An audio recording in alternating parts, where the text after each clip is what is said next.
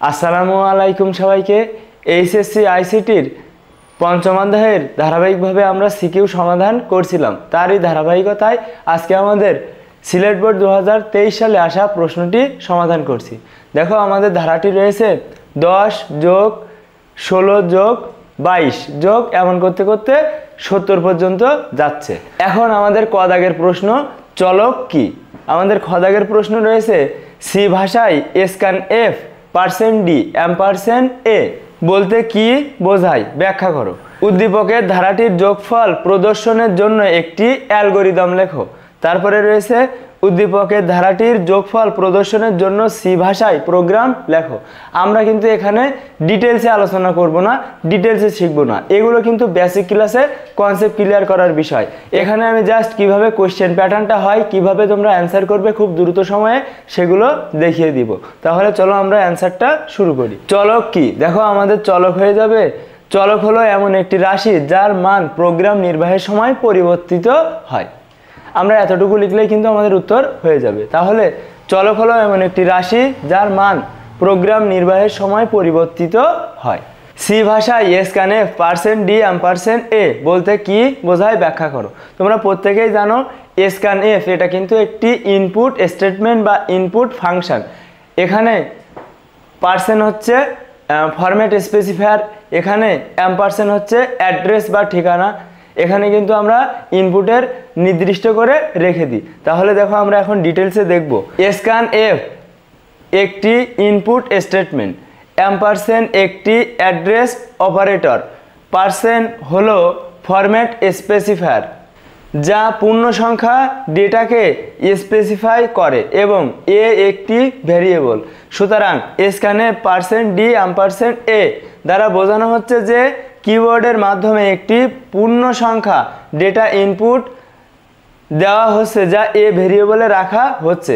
আমাদের এখানে percent D মানে পূর্ণ সংখ্যা, পার্সেন্ট এফ মানে ভগ্নাংশ সংখ্যা। এগুলো কিন্তু বেসিক ক্লাসে ডিটেলসে আলোচনা করা হয়েছিল। তোমরা আমার কথাগুলো সহজেই ধরতে পারছো, এটা আমি আশা করছি। আমাদের গ নম্বর প্রশ্নটি উদ্দীপকের ধারাটির যোগফল প্রদর্শনের জন্য একটি অ্যালগরিদম লেখো। তাহলে আমরা অ্যালগরিদমে প্রথমে শুরু করব। ধাপ 1 প্রোগ্রাম শুরু। ধাপ 2, এখানে দেখো যেহেতু এখানে এন সংখ্যক ইনপুট না, এনতম ইনপুট না, সেজন্য আমরা এখানে ইনপুট হিসেবে এন এর মান গ্রহণ করি। আমরা এমন কোনো কিছুই লিখবো না, আমরা তারপরের স্টেপে চলে যাব। তাহলে এখানে দেখো এ সমান সমান 10, এর সমান সমান আমরা প্রাথমিকভাবে 0 ধরে নিই, অর্থাৎ যোগফল হিসেবে আমরা প্রাথমিক মান কত ধরি, 0 ধরি। আর এই যে এ সমান সমান আমাদের যে 10, এটা কিন্তু আমাদের প্রথম পদ যেটা থাকবে সেটা। তারপরে দেখো আমাদের লিখতে হয় যদি এ লেস দ্যান ইকুয়াল 70 হয় তাহলে 4 নম্বর ধাপে যাও। 4 নম্বর ধাপে গিয়ে সে কি করবে, তোমাদের অনেকবার পড়িয়েছি, তোমাদের প্রত্যেকের আশা করি এটা মুখস্থ রয়েছে। সাম সমান সমান সাম যোগ এ সমান সমান এ যোগ ব্যবধানটা দেখো 6 করে বেড়েছে, এই ব্যবধানটা। যদি এটা না হয় অন্যথায় কি করবে, সে কিন্তু ফলাফল প্রদর্শন করবে। তাহলে আমাদের এখানে দেখো যদি এ লেস দ্যান ইকুয়াল 70 হয় তাহলে 4 নম্বর ধাপে যায়। দেখো সে 4 নম্বর ধাপে গিয়ে কি করবে, সাম সমান সমান সাম যোগ এ এবং এ সমান সমান এ যোগ 6 এটা নির্ণয় করবে। অর্থাৎ এই সূত্র দুটো অ্যাপ্লাই হবে এবং সে শুধু অ্যাপ্লাই করবে না, আবার ফিরে যাবে। কোথায় ফিরে যাবে, 3 নম্বর ধাপে ফেরত যায়, অর্থাৎ সে এখানে আবার ফেরত যাবে। এবং দেখো অন্যথায় 5 নম্বর ধাপে যায়। অন্যথায় 5 নম্বর ধাপে গিয়ে সে কি করবে, সে হচ্ছে এস এর মান প্রদর্শন করবে। এই যে সূত্রগুলো কিভাবে কাজ করে, এখানে কেন আবার 3 নম্বর ধাপে ফিরে যাচ্ছে, এগুলো কিন্তু বেসিক ক্লাসের আলোচনা, সেখানে আমি ডিটেলসে বুঝিয়েছি, সেজন্য এখানে আমি আলোচনা করছি না। তোমাদের অবশ্যই বেসিক ক্লাসটা করে তারপর সৃজনশীল ক্লাসে আসতে হবে, তাহলেই তুমি আমার কথাগুলো সহজেই বুঝতে পারবে। তারপরে দেখো আমাদের এখানে কিন্তু প্রোগ্রাম শেষ হয়ে যাবে। আমি আরেকবার রিভিউ করি। দেখো ধাপ 1 শুরু, এ সমান সমান 10, এর সমান সমান প্রাথমিকভাবে যোগফল আমরা 0 ধরে নেব।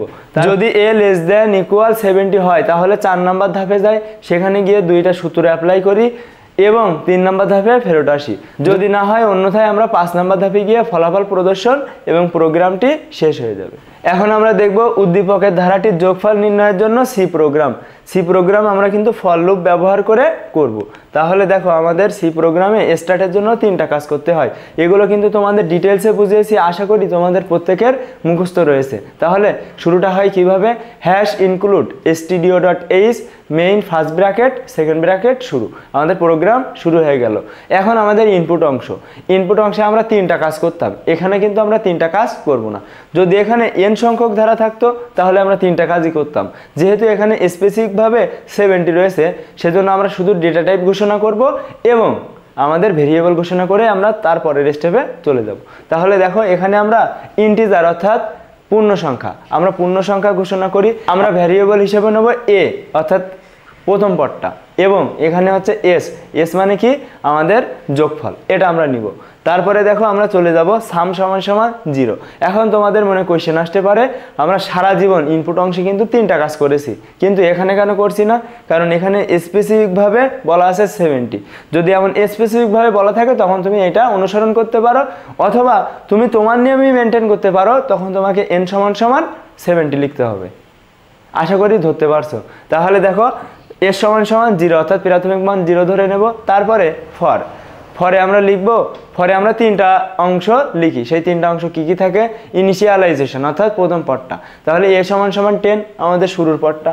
তারপরে রয়েছে কি কন্ডিশন কি a লেস দ্যান ইকুয়াল 70, কন্ডিশনটা আমরা লিখব। তারপরে আমরা লিখব আপডেট অংশটা, তাহলে কত করে বৃদ্ধি পেয়েছে, a সমান সমান a যোগ 6 বা 6, তাহলে 6 করে বৃদ্ধি পেয়েছে। তাহলে আমাদের এই অংশটা। তারপরে আমরা ফরের বডি দিয়ে আমরা সূত্রটা বসাবো। দেখো ফরের বডি আমাদের সূত্রটা চলে আসবে। সূত্রটা কি? সাম সমান সমান সাম যোগ a, এই সূত্রটা আমরা বসাবো। এখন এই সূত্র বসানোর পরে আমাদের উত্তরের পালা, আমাদের আউটপুটের পালা। আউটপুটটা কি আসবে দেখো, প্রিন্ট এফ অর্থাৎ আমাদের আউটপুট ফাংশন। আমরা সাম অর্থাৎ যোগফল পাবো। যোগফল আমরা কিসে পাবো? পূর্ণ সংখ্যায় পাবো, সেজন্য আমাদের এখানে % মানে পূর্ণ সংখ্যা, তোমরা এগুলো জানো। তারপরে দেখো আমরা কি পাবো অ্যান্সার, এস অর্থাৎ যোগফল পাবো, সেটা আমরা এখানে বসাবো। তারপরে দেখো আমাদের প্রোগ্রাম কিন্তু শেষ হয়ে যাবে। আমি ওভারঅল একবার রিভিউ করি। দেখো hash include stdio.h main first bracket second bracket শুরু, আমাদের প্রোগ্রামটা শুরু হয়ে গেল। তারপরে আমরা ডেটা টাইপ হিসেবে নেব ইন্টিজার অর্থাৎ পূর্ণ সংখ্যা। আমরা চলক হিসেবে নেব a অর্থাৎ শুরুর মানটা এবং s অর্থাৎ যোগফল। তারপরে আমরা ডিরেক্ট চলে যাব সাম সমান সমান 0 এটাই। তারপরে আমাদের কাজ হবে ফর লুপ নেওয়া। তো ফর লুপের মধ্যে 3টা অংশ থাকে, ইনিশিয়ালাইজেশন, কন্ডিশন, আপডেট। ইনিশিয়ালাইজেশন মানে কি, a সমান সমান 10 অর্থাৎ শুরুর মানটা। কন্ডিশনটা কি, a লেস দ্যান ইকুয়াল 70 এইটা। এবং আমাদের আপডেট অংশটা a সমান সমান a যোগ 6 অর্থাৎ 6 করে বৃদ্ধি পাবে। তারপরে আমরা ফরের বডিতে চলে আসব। ফরের বডিতে এসে আমরা কি করব, অবশ্যই সূত্রটা মেনটেন করব। সূত্রটা কি, সাম সমান সমান সাম যোগ a, এই সূত্রটা মেনটেন করার পরে আমাদের আউটপুটের পালা। আউটপুটে আমরা লিখব প্রিন্ট এফ, লিখে আমাদের সাম সমান সমান আমরা অ্যান্সারটা পাবো কিসে, %d-তে। তাহলে আমরা সেটা লিখব। আমরা তাহলে কি পাবো, এস পাবো, সেজন্য আমরা লিখব এস, প্রোগ্রাম শেষ হয়ে যাবে।